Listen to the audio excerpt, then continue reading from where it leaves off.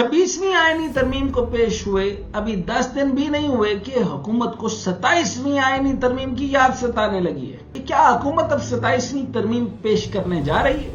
हुकूमत ये तरमीम क्यों लाना चाहती है? सवाल, क्या इस तरमीम के जरिए मिलिट्री कोर्ट्स कायम होने वाली हैं? इसके अलावा क्या एक बार फिर प्रैक्टिस एंड प्रोसीजर एक्ट में तरमीम लाई जाएगी? 27वीं तरमीम की बाज़गश्त, लेकिन 26वीं आईनी तरमीम कलअदम होने के इम्कानात कितने हैं? बुनियादी तौर पर 27वीं आईनी तरमीम लाना हुकूमत की मजबूरी बन चुका है, क्योंकि 26वीं आईनी तरमीम में एक संगीन खामी है।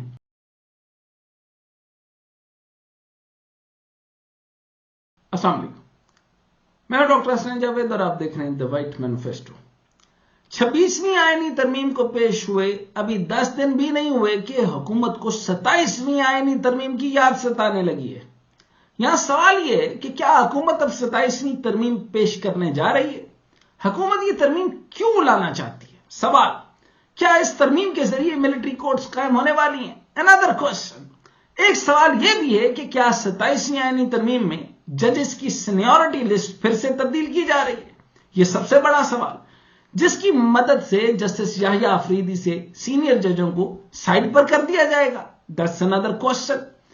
इसके अलावा क्या एक बार फिर प्रैक्टिस एंड प्रोसीजर एक्ट में तरमीम लाई जाएगी, जिसमें चीफ जस्टिस, सीनियर तरीन जज और आईनी अदालत के सरबराह कमेटी में शामिल होंगे? Another big question. 27वीं तरमीम की बाज़गश्त, लेकिन 26वीं आईनी तरमीम कलअदम होने के इम्कानात कितने हैं?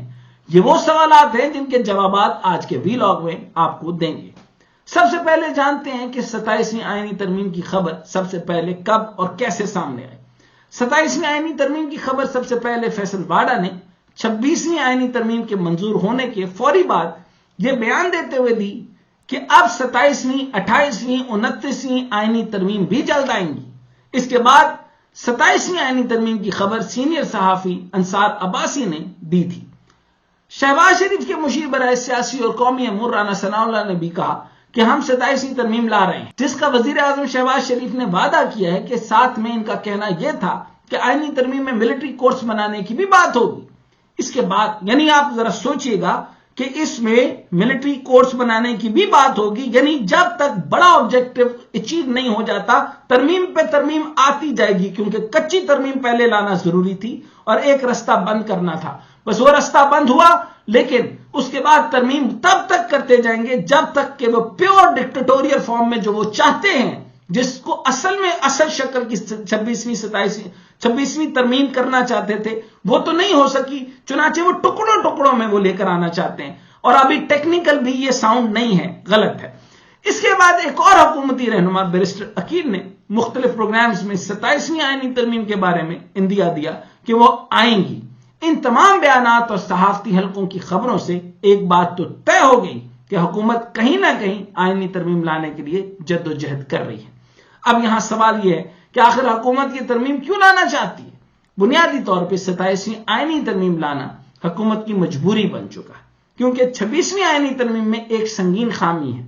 अगर इस खामी को 27वीं तरमीम के जरिए हल ना किया गया तो सुप्रीम कोर्ट में आईनी बेंच की तश्कील में रुकावट पैदा हो सकती है। आर्टिकल 191A के मुताबिक आईनी बेंचों में नामजदगी और तयन जुडिशियल कमीशन को करना है।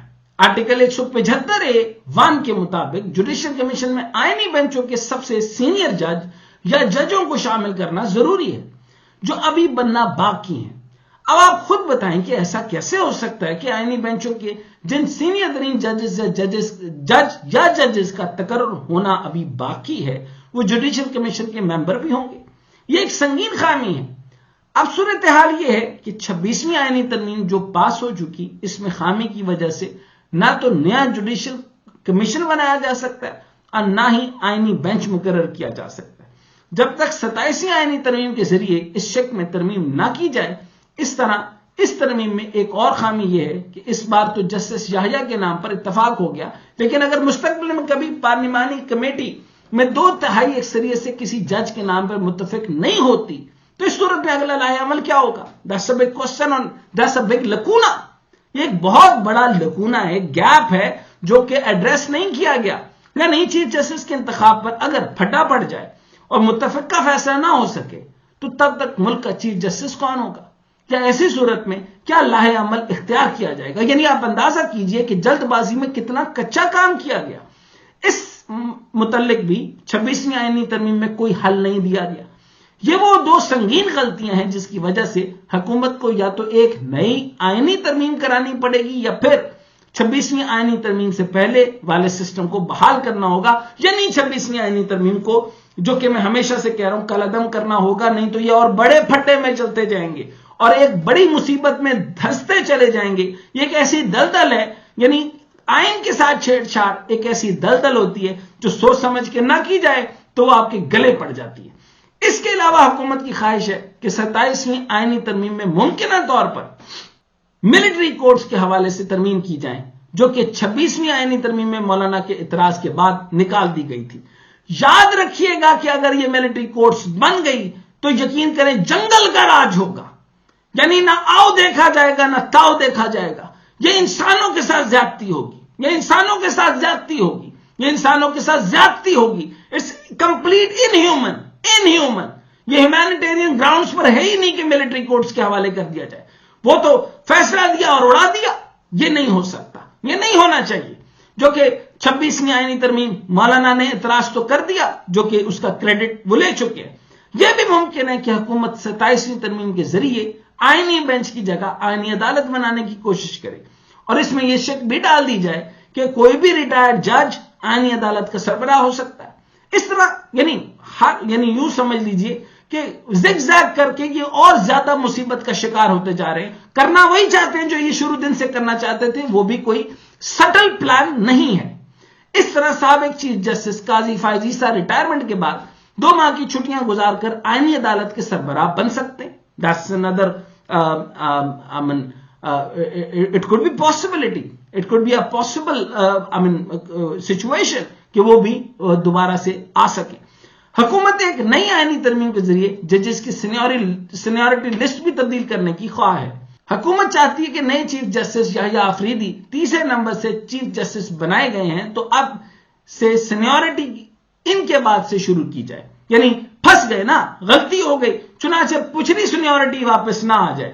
چنانچہ اب اس کا طریقہ کار کیا کیا کہ اب ان کے بعد سے سینیورٹی دیں. یہ پھنس گئے ہیں، یہ نہیں کر سکیں گے.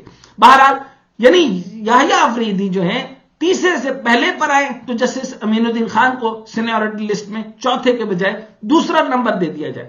اس طرح جسٹس جمال مندوخیل کو 5واں نمبر دے دیا جائے.